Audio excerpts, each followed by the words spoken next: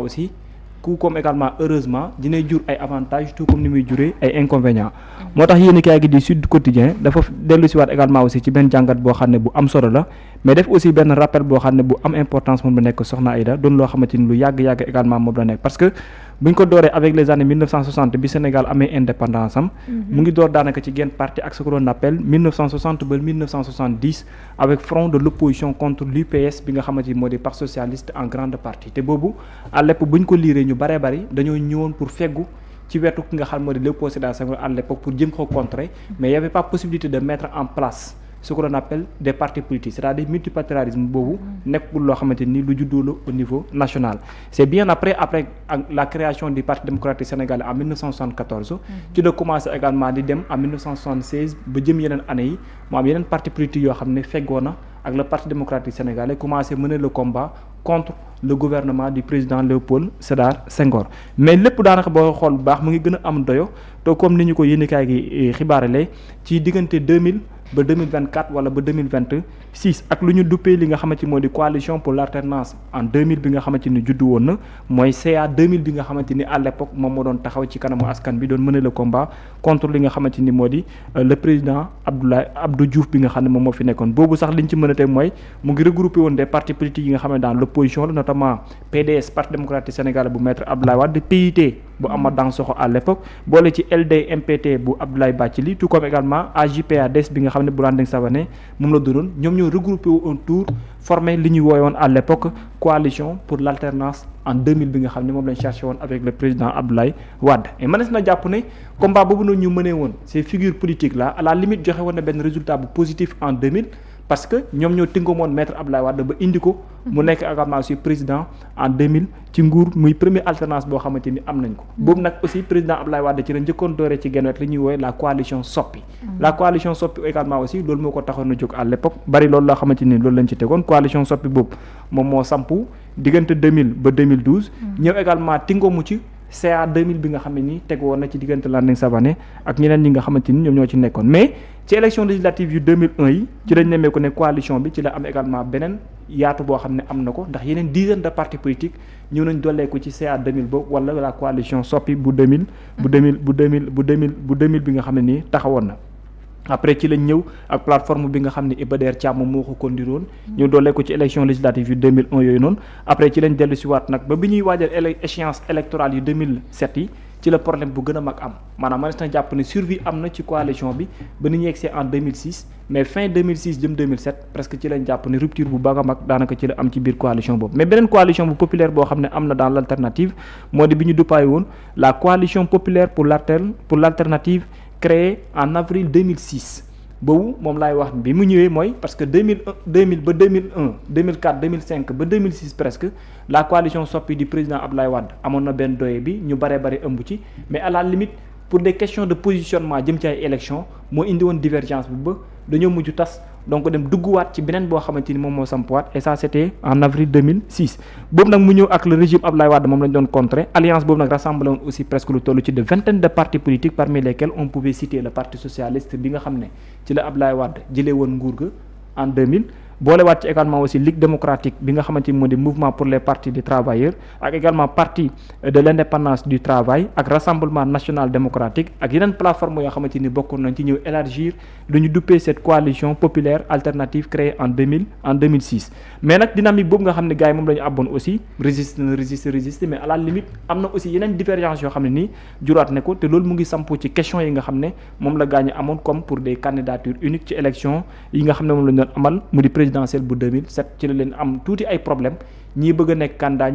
candidat au sein d'une coalition après problème mu jur entre pour dire que ne les coalitions parfois mën na naître mais une fois ñu dem ci xëccoo yi ni élection l'unité parfois mu daan nekk loo xamante ni luy samp la loolu nag après ci la taxaw la coalition alternative de 2007 moo ko mujjee wuutu parce que boobu mu ngi ñëwoon pour lan jëm ci wàllum décembre 2006 la ko gaañu sampaat pour fekk si waat la coalition populaire pour alternative également am problème mooy bi ci teguwaat léegi nag ci lañ dem ci ñoom Amath Dansokho ñoom Moustapha Niasse ak ñeneen jàpp ne bu fekkente ni Abdoulaye Wade taxaw na comme ni mu gagné woon élection présidentielle 2007 yi donc il fallait aussi mettre à côté beneen coalition boo xam ne dina mën a permettre non seulement ñi nekk dans l'unité mais dabali aussi élection locale yi ak élection législative yi nga xam ne mënoon na ci topp mais malgré tout aussi dañoo ñàkk même élection législative yi ñàkk également élection locale yi parce que la puissance politique de Maître Abdoulaye Wade à l'époque la dafa imposer wu ci seen kaw malgré unité bi nga xamante ni daanaka moom la ñu amoon benn boo xam ne aussi teguwaat na ci mooy gaañu dox nañ jëm ci wàllum boycott bi nga xam ne xewoon na en 2007 si l'on se rappelle ci élection yi nga xamante ni amoon na muy élection législative yi nga xam ne le 3 juin 2007 la woon boycott bi nga xam ne la majeure partie de l'opposition ñoo ko ci defoon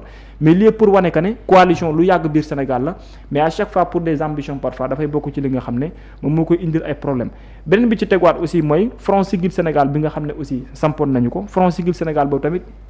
beneen organisation la bu ñu tegoon mu féete woon ci kujj gi ñu bëggoon a nekk dans l'opposition di jouer rôle pour di contrer Maître Abdoulaye Wade malgré tout mais à la limite aussi ñoom dañoo dem ba benn instant ñu amaat ay problèmes ci année 2007 2008 ba 2009 yi. ci la beneen judduwaat. mooy bi ñoom Moustapha Niasse sampoon Ousmane Tanor Dieng ak ñeneen boobu c'était en 2009 te boo fàttali ko le président bi Bassirou Diomaye Diakhar Faye remplacé. moom moo nekkoon Maître Abdoulaye Wade. ci la ñëw moom tam dugg ci biir kii ndax Macky Sall ci le président Macky Sall la ñëw dugg en 2009 moom moo indiwaat coalition boobu nga xamante ni moom la gaa ñi créé woon nii nañ fin 2008 la mais xam naa ñi may seetaan te am expérience ci wàllu googu dinañ mën a comprendre mooy Front Siggil Sénégal bi joué rôle bu important bi nga xam moom la ñu sampoon en 2008 jàpp jëm 2009 moom mooy liste ñi ngeen di gis nii la daanaka ñoom ñoo ko sampoon boobu sax moo conduiroon Moustapha Niasse gën caa fës ak nga xam ne moom moo nekkoon Ousmane Tanor Dieng à l'époque la loolu diggante 2008 la 2009 après ci le président Macky Sall ñëw également dugg si ndax à rappeler fekk na boobu génn na moom biir parti démocratique sénégalais samp alliance pour la république mu nekk li nga xam ne moom moo di APR te booy xool bu baax front boobu noonu ñi nekk di wax te mu amoon également ci approche élection locale yi 2009 yi moom moo defoon doole bu mag bi nga xam ne ni la coalition amoon na ko à l'époque léegi nag ñu ne il fallait conduire même coalition boobu noonu pour mu dem ci élection présidentielle yu 2011 2012 yi moo waral président Macky Sall en certain moment dafa génnoon moo waral ñu naan président Macky Sall bi gars yi neen Dakar ñoom di xuloo di xeex ci li président Macky Sall Abdoulaye Wade bëggoon à l'époque fekk na boobu moom wàcc na ci terrain bi di def ay campagne boobu di parcourir le niveau national mooy tournée politique yi nga xam ne mu ngi ko doon def au niveau national yooyu mu ngi ko door diggante 2009 2010 presque ba 2011 mais biñ ñëwee ba war a wut ab candidat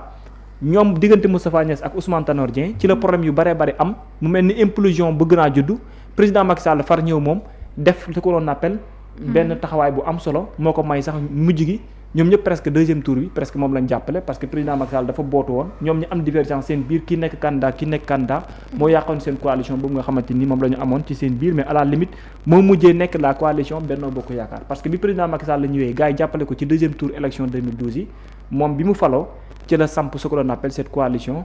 Benno Bokk Yaakaar bi nga xam ne moom moo ko yor presque durant 12 ans mu bokk ci coalition yi nga xam ne yi ëpp durée de vie politique moom la mooy la coalition Benno Bokk Yaakaar ndax coalition Benno Siggil Sénégal bi moom moo jur daanaka la coalition Benno Bokk Yaakaar loolu nag dox na ak président Macky Sall mu sëkku ñu bare bari parti socialiste alliance des forces progrès ligue démocratique du parti de l'indépendance du travail Amath Dansokho nga xam ne lu bare bari ci wàllu ndaje ak waxtaane kër Amath Dansokho la ñu ko doon amalee à l'époque avant président Macky Sall di ñëw beneen bi ci tegu aussi mooy li mu woote woon ci Benno Bokk Yaakaar après ci regroupé parti yëpp yi nga xamante ni yu fi nekkoon la parce que à l'époque parti socialiste mu ngi woon ci Benno Bokk Yaakaar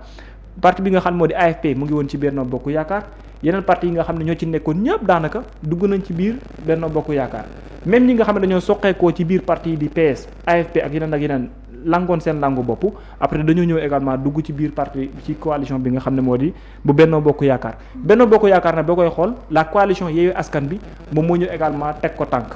bi mu ko tegee tànk mooy ci la Khalifa Babacar Sall jouer ce fameux rôle là mooy rassembler l'opposition dans une même coalition indi Ousmane Sonko indi Barthélémy Toye Dias indiwaat ñeneen ak ñoom ñëpp ñu sos la coalition Yewwi Askan bi moo nekk ni ngay gis ñeneen ñi fàqee ko woon ci yeneen parti yi nga xam ni comme ay Aïda Mbodj comme ay ñoom Déthié Fall comme ay ñeneen ak ñeneen ñëpp ñëw dugg ci la coalition Yewwi Askan bi la coalition Yewwi Askan bi nekk benn puissance politique boo xam ne imposé wu na mais après aussi def na coalition boo xam ne moo faire trembler le président Macky Sall avant mu yegsi même ci élection présidentielle 2024 vu ce qui s'est passé ak l'élection locale ak les élections législatives yi nga xam ne dem na ba indi sax ballottage lu amuloon daanaka lu bare bari ci biir assemblée nationale bu Sénégal mais historiquement mënees na jàpp ne la coalition Yewwi Askan bi daanaka ñoom ñoo ko njëkk a def presque au niveau national ci élection législative yu 2022 yi nga xam ne ni moom la ñu doon amal par la suite ci lañ dem ba la coalition Yewwi Askan bi aussi xaw a am implosion avec les élections présidentielles d'où il y avait des ambitions avec Khalifa Babacar Sall mi nga xam ne nii ci wàllum dialogue bi ci la lu bare bari daana ko dooree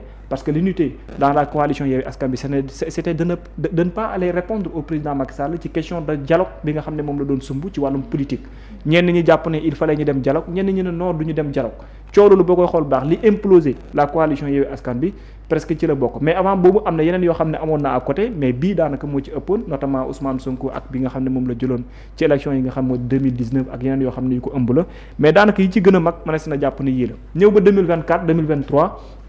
ci la Yewwi Askan Wi tas président Macky Sall am nu mu taxawee ne la ak Benno Bokk Yaakaaram dem sax ba choisir candidat moom tam mu awa indi problème dans la coalition Benno Bokk Yaakaar nga teg ci également aussi Khalifa Babacar Sall am ay ambition ak taxawu Sénégal plateforme boobu Ousmane Sonko également aussi destiné wu ci genn wet ñëpp indi ko pour fas yéene koo jàppale ci la ñoom Dame Mbodj ak ñoom l'actuel Maymouna Bousso entre autres ñoom tamit defal ko benn genre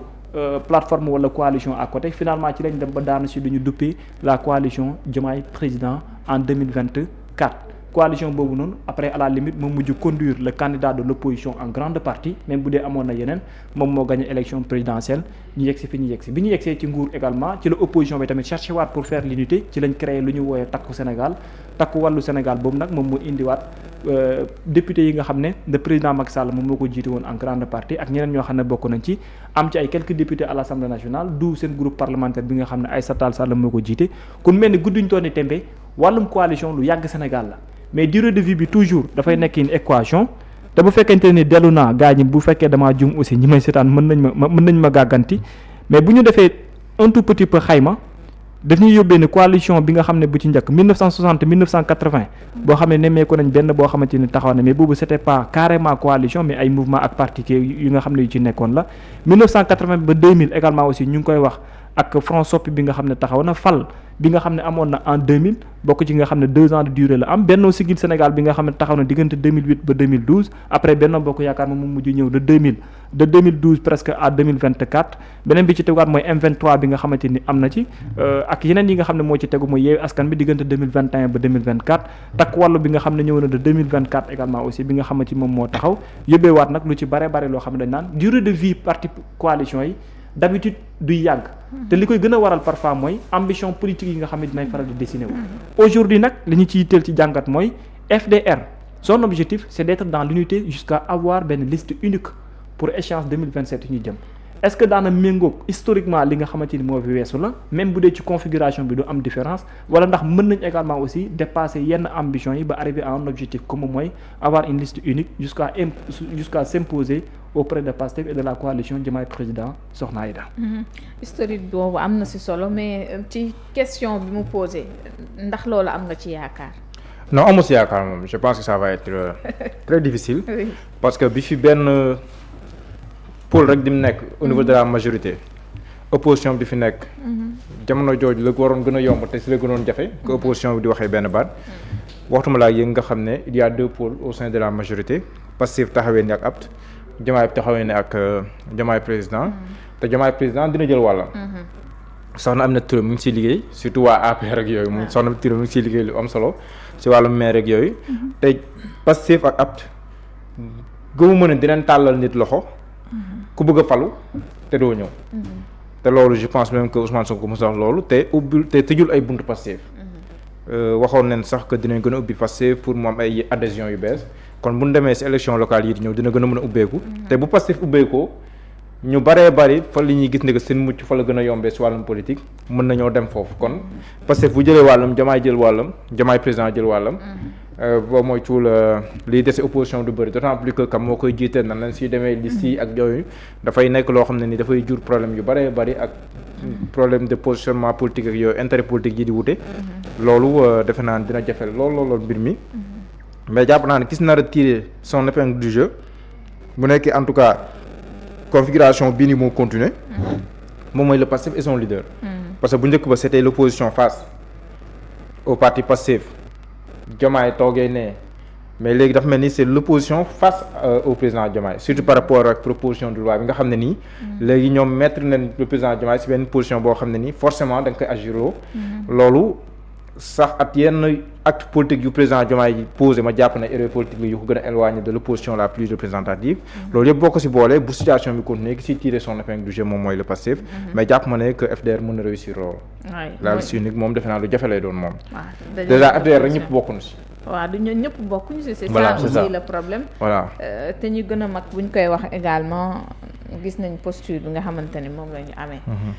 donc Babacar loolu la woon jërëjëf soxna Aïda di baalu ñëpp àq di leen baal àq di leen wax aljuma mubarak